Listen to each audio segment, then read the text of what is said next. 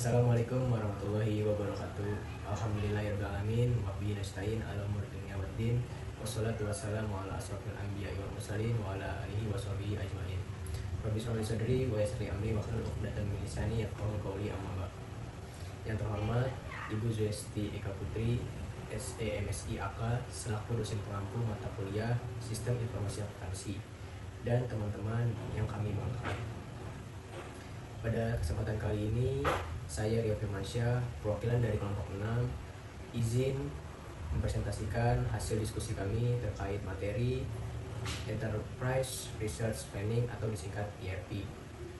Namun sebelum masuk ke pembahasan, saya akan memperkenalkan anggota saya terlebih dahulu.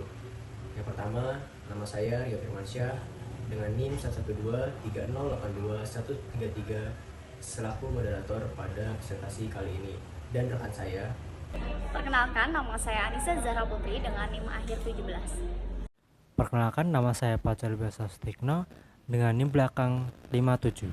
Perkenalkan, nama saya Veronica Junia Darmawan dengan NIM akhir 136. baik, selanjutnya saya akan membacakan submateri pada presentasi kali ini.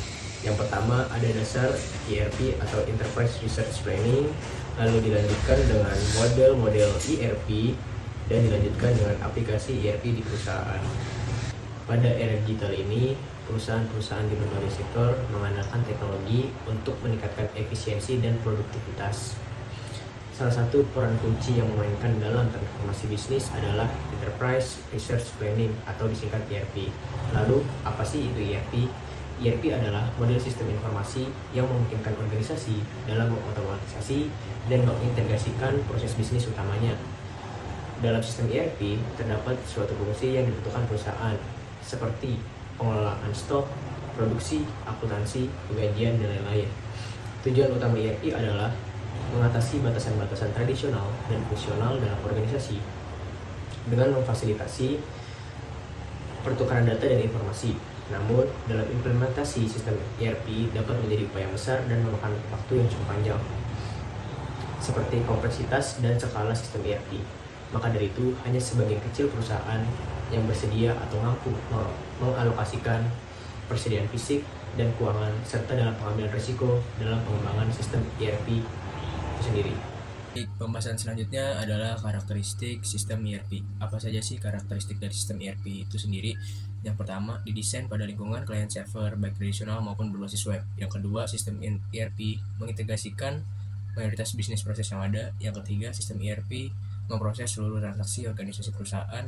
Yang keempat, sistem ERP menggunakan database skala enterprise untuk penyimpanan data. Yang terakhir, sistem ERP mengizinkan pengguna mengakses data secara real time. Baik, pembahasan selanjutnya yaitu implementasi Enterprise Research Planning. Dalam hal ini terdapat 3 jenis pengembangan ERP yang diimplementasikan oleh perusahaan.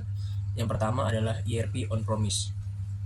Dalam ERP on-premise, mengharuskan perusahaan untuk memiliki perangkat keras seperti server mereka sendiri, sehingga memerlukan pemeliharaan dan biaya yang cukup banyak. Yang kedua adalah Cloud ERP. Dalam sistem ERP berbasis cloud, tidak mengharuskan perusahaan memiliki infrastruktur yang dibutuhkan untuk penyimpanan data, karena semua telah disimpan dalam cloud atau koneksi internet. Yang terakhir adalah Hybrid ERP. Hybrid ERP adalah kombinasi sistem yang menggabungkan antara ERP on-premise dan Cloud ERP. Sistem yang menggabungkan dua teknologi sehingga memberikan fleksibilitas dalam penyimpanan dan integrasi data. Oke, baik, selanjutnya yaitu manfaat ERP. Yang pertama yaitu mengoptimalkan efisiensi. Fungsi menyederhanakan berbagai aktivitas operasional yang memakan banyak waktu dan tenaga. Yang kedua yaitu meningkatkan keamanan data. ERP memiliki firewall di mana seluruh data disimpan dalam sistem terpusat, sehingga titik akses dapat dimonitor dengan ketat dan kenyamanannya terjaga. Yang ketiga yaitu membuat perkiraan bisnis yang akurat. Pemangku kepentingan dalam perusahaan itu akan bergantung pada laporan untuk membuat perkiraan yang pada akhirnya akan mempengaruhi keputusan yang akan diambil. Yang keempat yaitu meningkatkan kolaborasi. Data yang telah dimasukkan ke dalam sistem ERP yang terpusat dan konsisten akan meruntuhkan gap antar departemen. Dan yang terakhir yaitu menghemat biaya operasional. Seluruh pekerjaan kompleks dapat diselesaikan lebih cepat, bahkan perusahaan dapat mengurangi biaya tenaga kerja. Oke, lanjut ke modul-modul dalam ERP. ERP dalam perusahaan ini ada beragam, tergantung kebutuhan perusahaan itu sendiri. Tapi menurut buku dari Romney itu menjelaskan bahwa perusahaan ini biasanya memiliki 8 modul ERP. Nah, yang pertama itu ada modul finansial. Modul ini memiliki fungsi untuk mengatur akuntansi yang biasanya berisi tentang penjurnalan, pengurusan piutang, dan lain-lain. Lalu ada fungsi penganggaran, manajemen kas, serta persiapan laporan manajerial dan laporan keuangan. Lalu yang kedua ada modul human resource dan payroll, yang dimana modul ini memiliki fungsi untuk mengatur sumber daya manusia, penggajian, pelatihan, bonus karyawan, waktu dan kehadiran, dan laporan untuk pihak yang membutuhkan. Lalu yang ketiga ada order to cash atau siklus pendapatan. Modul ini memiliki fungsi untuk mengatur entry pesanan penjualan, pengiriman, persediaan, penerimaan kas, dan perhitungan komisi. Lalu keempat ada modul purchase to pay atau siklus pengeluaran, yang dimana modul ini memiliki fungsi untuk mengurus pembelian, penerimaan, dan pemeriksaan persediaan, serta manajemen gudang dan juga pengeluaran kas.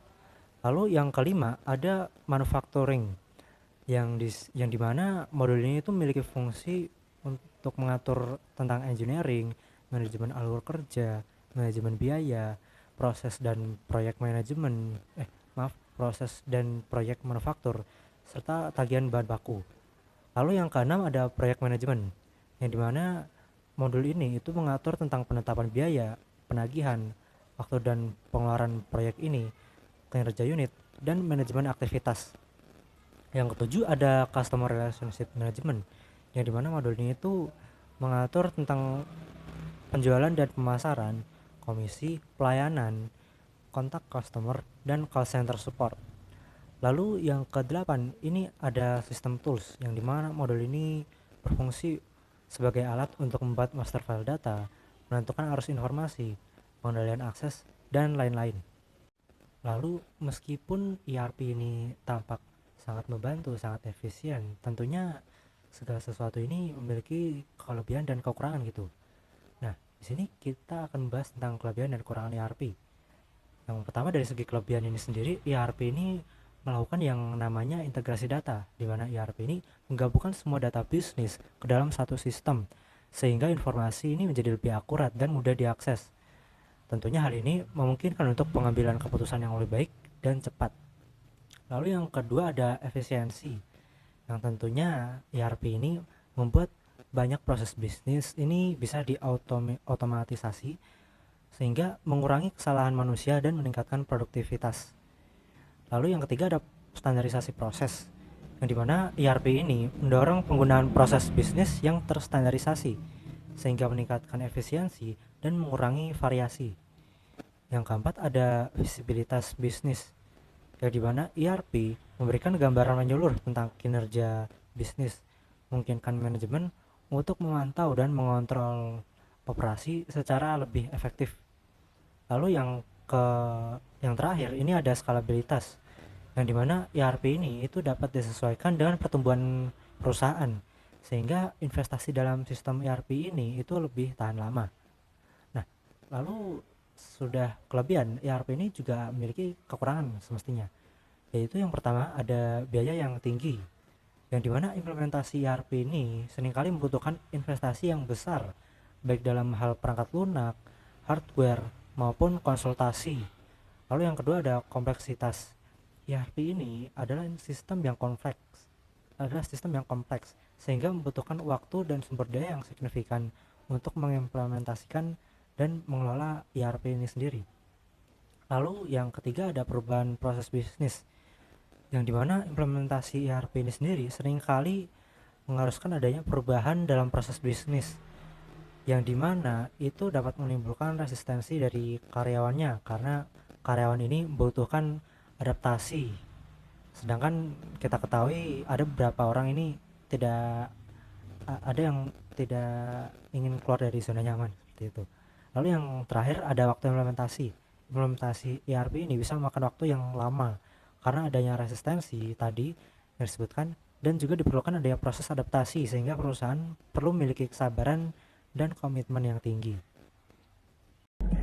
Selanjutnya yaitu model-model ERP. Yang pertama yaitu model terpusat. Nah, model terpusat ini adalah pendekatan yang paling tradisional dalam implementasi ERP. Jadi semua data dan proses bisnis disatukan dalam satu sistem sentral.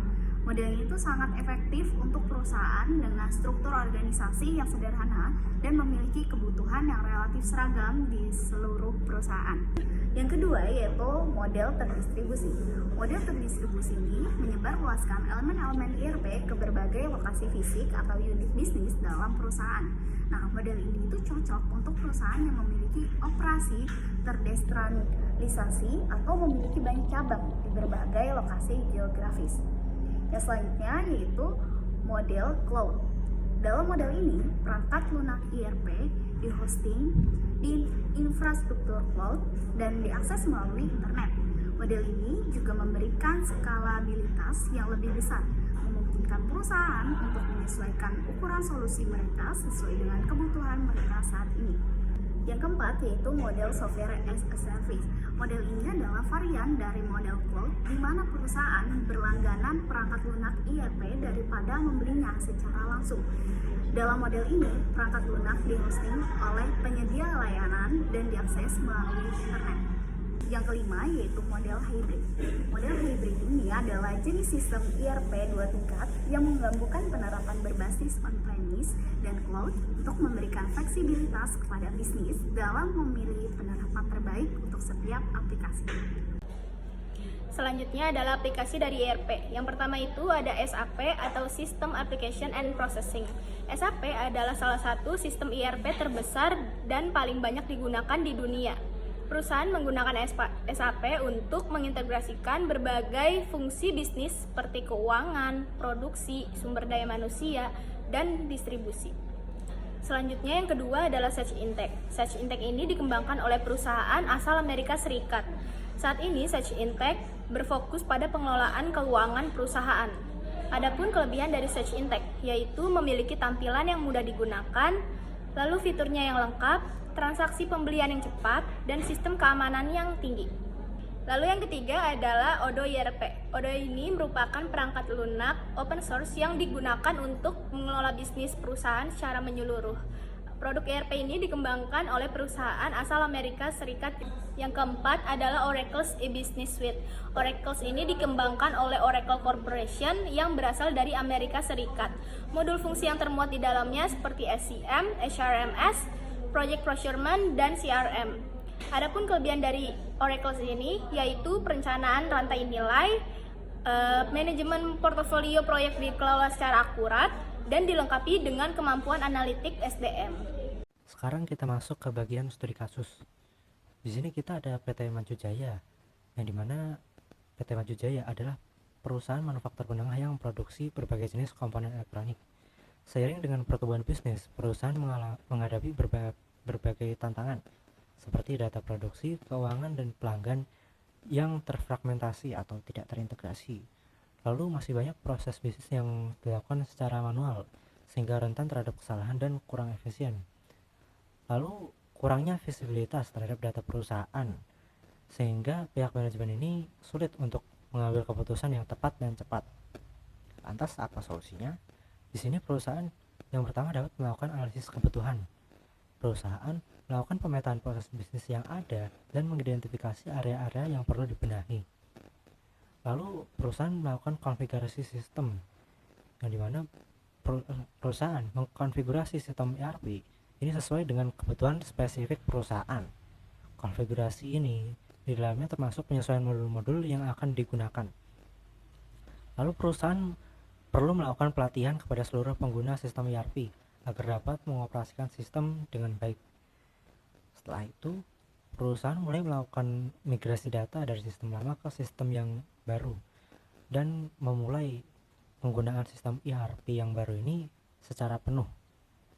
Setelah implementasi ERP ini, PT Maju Jaya mengalami sejumlah manfaat. Di antaranya proses bisnis perusahaan ini menjadi lebih efisien berkat otomatisasi dan integrasi data. Lalu pengurangan biaya operasional karena efisiensi yang meningkat ini dan juga pengurangan kesalahan.